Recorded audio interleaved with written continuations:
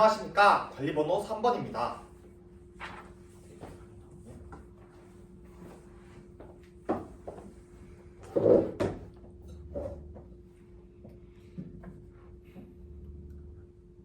구상형 1번 답변 시작하도록 하겠습니다. 급변하는 미래에 대응하기 위해서 제가 학교 교육 활동에 중점을 두고 싶은 것 3가지 말씀드리도록 하겠습니다. 첫 번째, 디지털 소양 교육. 두 번째, 진로 교육. 세 번째, 협력적 소통 교육입니다. 우선 첫 번째, 디지털 소양 교육입니다. 저는 필터 보드를 활용하여 학생들이 하나의 관점에 치우치지 않도록 하게 하겠습니다.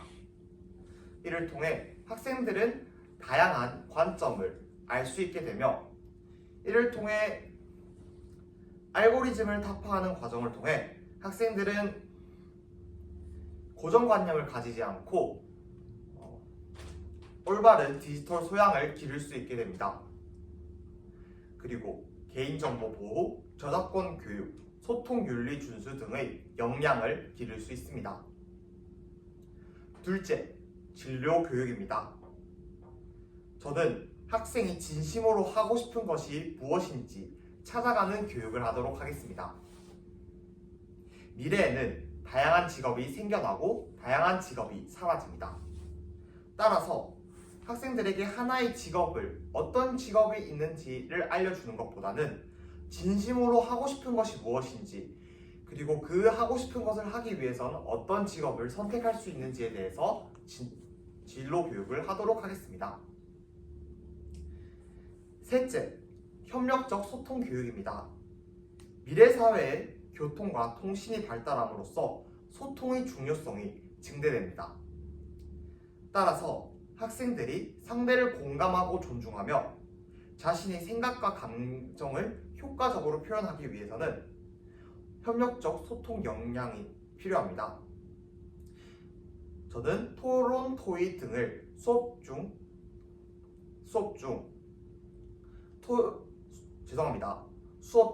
토론과 토의를 활용함으로써 협력적 소통 교육을 하도록 하겠습니다.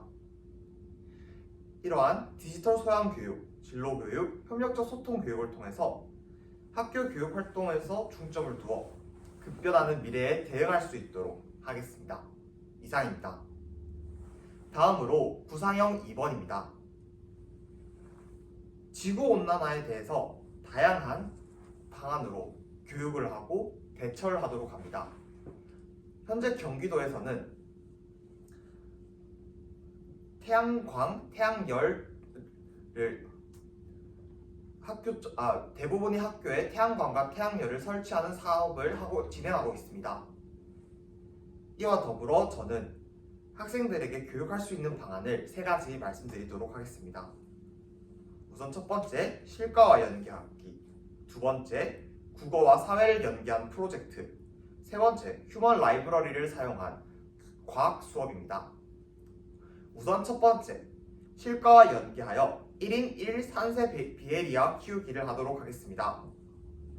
탄소 발자국을 줄이기 위해서는 3가지 방법이 있습니다. 탄소 배출을 감소하거나, 탄소를 포집하거나, 탄소를 제거하는 것입니다. 인간이 유일하게 탄소를 포집할 수 있는 방법은 식물을 심는 것입니다. 따라서 실과 교과의 꺾꽂이와 연계하여 키우기 쉬운 산세 비에리아를 키움으로써 학생들이 탄소 발자국을 포집할 수 있는 활동을 진행하도록 하겠습니다. 둘째, 국어와 사회를 연계한 프로젝트로서 탄소 배출 감소 캠페인을 하도록 하겠습니다. 국어의 매체 활용 역량을 통해서 다양한 방안을 표현할 수 있으며, 사회의 세계 시민과 연계하여 탄소 배출 감소의 필요성을 인식하고 실천하도록 노력할 수 있습니다. 셋째, 과학 교과와 연계하는 것입니다.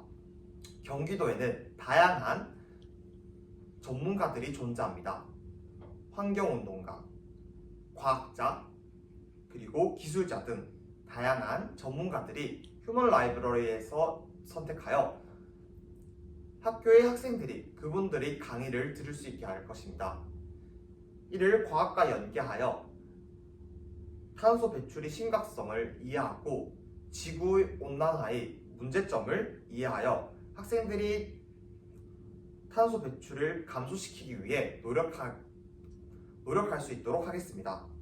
이렇게 실과, 국어사회, 과학과 연계함으로써 지구온난화에 대한 교육을 할 수 있으며 탄소 배출의 감소, 포집을 통하여 탄소 발자국을 줄일 수 있습니다. 다음으로 셋째, 구상형 3번입니다. 교육 공공성을 위해서 저는 학년군 단위로 등교하되 저학년의 등교일 수를 증가시켜야 한다고 생각합니다. 첫 번째로 학교 생활 적응과 관련되어 있습니다. 모든 초등학생들은 학교 생활에 적응하기 위해서 실제로 학교에서 34시간의 시간이 배정되어 있습니다. 이러한 시간에서 학교에 적응할 수 있는 기회가 박탈당하는 것은 옳지 않기 때문에 저학년들의 등교일 수를 조금 더 증가시켜야 합니다. 둘째, 저학년은 사회화의 발판이 되는 시기입니다. 이때를 놓치면 사회화가 되기 어렵고 감정을 표현하기 어렵습니다. 따라서 공평하게 서로 상호작용을 할 수 있는 기회를 제공하기 위해 저학년의 등교일 수를 증가시켜야 합니다. 셋째, 스마트 기기 활용에 대한 어려움입니다. 3, 4학년군부터는 스마트 기기를 수업 중 사용합니다. 하지만 아직 스마트 기기를 활용한 수업이 어려운 1, 2학년들에게 공평한 교육 기회를 제공하기 위해서는 저학년의 등교일 수를 증가시켜야 합니다. 이렇게 코로나 시기로서 학교 인원이 3분의 1이 등교할 때 교육의 공공성 측면에서는 학년군 단위로 등교하되 저학년의 등교일 수를 증가시켜야 합니다. 이상입니다. 다음으로 즉답형 1번 문항과 관련하여 잠시 생각을 정리한 뒤 답변 시작하도록 하겠습니다.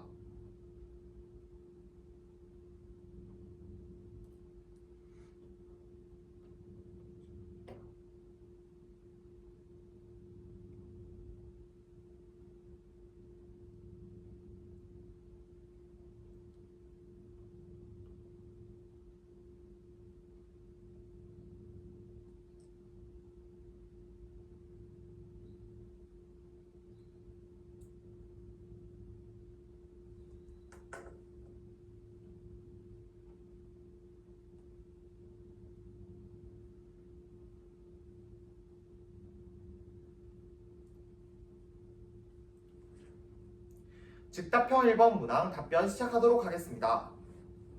코로나19를 통해서 소통과 협력 등 공동체 의식을 함양할 기회가 줄어들고 있습니다. 저 또한 대학 생활을 코로나19 시기와 함께 하면서 팀 프로젝트 또는 팀 플레이를 비대면으로 진행한 적이 많습니다. 이러한 이때 학생들은 서로 본인이 해야 할 일을 제대로 하지 않거나 아니면 대면으로 얼굴을 보지 않기 때문에 다툼이 있고 언성이 높아지는 경우가 있었습니다. 저는 이때 학생들에게 다른 동기들과 동료들에게 우리의 목표가 무엇인지 한 번 더 상기시키며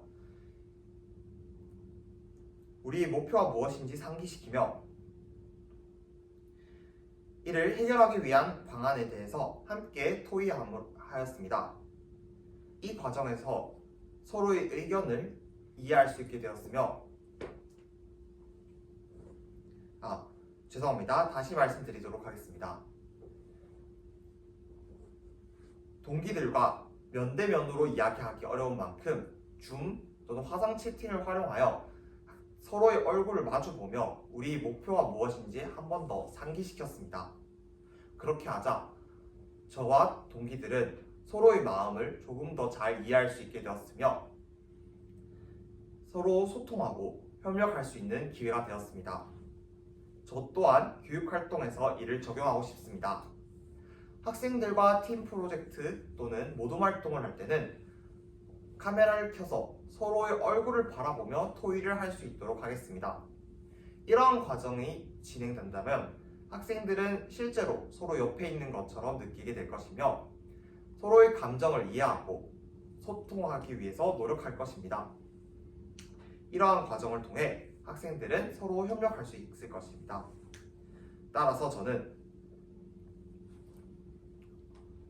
화상 채팅을 활용한 토의를 교육활동에 적용함으로써 공동체성을 발휘할 수 있도록 하겠습니다. 이상입니다. 다음으로 즉답형 2번과 관련하여 잠시 제 생각을 정리하도록 하겠습니다.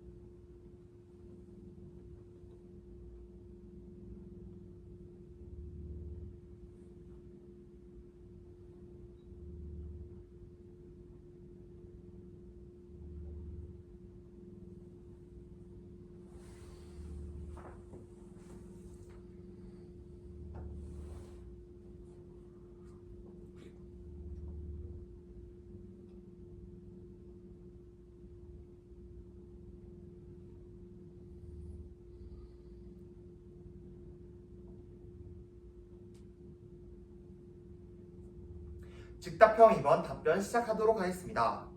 1학년 학생들은 처음으로 초등학교에 진학함으로써 다양한 어려움을 겪습니다.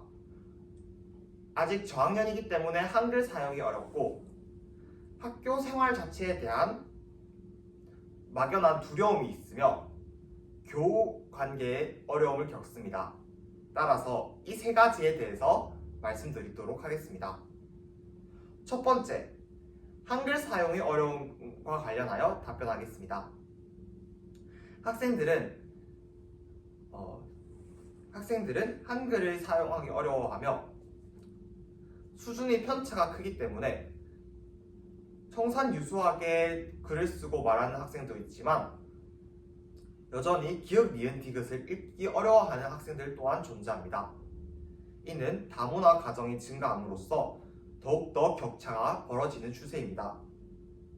따라서 저는 학생들에게 한글 또박또박과 같은 프로그램을 활용하거나 아니면 1대1 보충 학습을 진행하도록 하겠습니다. 이를 통해 기초학력이 부족한 한글을 어려워하는 학생들에게 도움을 줄 수 있습니다. 둘째, 학교 생활에 대한 두려움으로써 학교에 적응하기 어려워하는 학생들입니다. 새로운 환경에 적응하는 것은 누구나 어려운 일입니다. 이는 나이가 어린 초등학교 1학년이라면 더더욱 그렇습니다.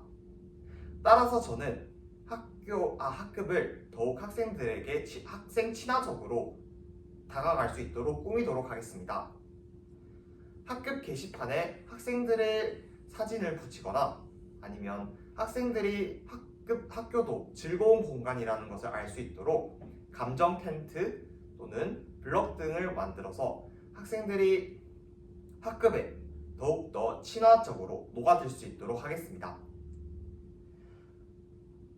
이러한 방안으로서 학생들은 학교에 대한 두려움을 줄어들고 학교를 즐겁고 배움을 이어나갈 수 있는 공간으로서 인식할 수 있게 될 것입니다.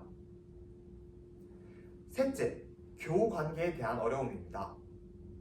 유치원과 달리 초등학교는 하나의 반으로서 1년을 함께하게 됩니다. 따라서 학생들이 교우 관계에 대한 어려움을 처음으로 직면하는 상황이 될 수 있습니다.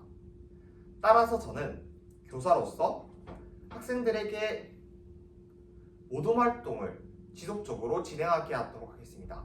짝활동, 모둠 활동을 하다 보면 학생들은 처음에는 어려움을 겪을 수 있습니다. 서로 갈등이 일어날 수 있고 다툼이 일어날 수 있습니다. 하지만 이 과정에서 교사가 적절하게 관찰하고 중재함으로써 학생들이 서로를 이해할 수 있게 될 것이며 이는 교우관계 개선에 도움이 됩니다.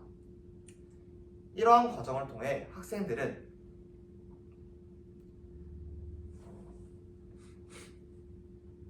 어려움을 해결할 수 있습니다. 이렇게 교우관계, 학교에 대한 두려움, 한글에 대한 어려움을 저희 기지를 발휘하여 해결하도록 하겠습니다. 이상입니다.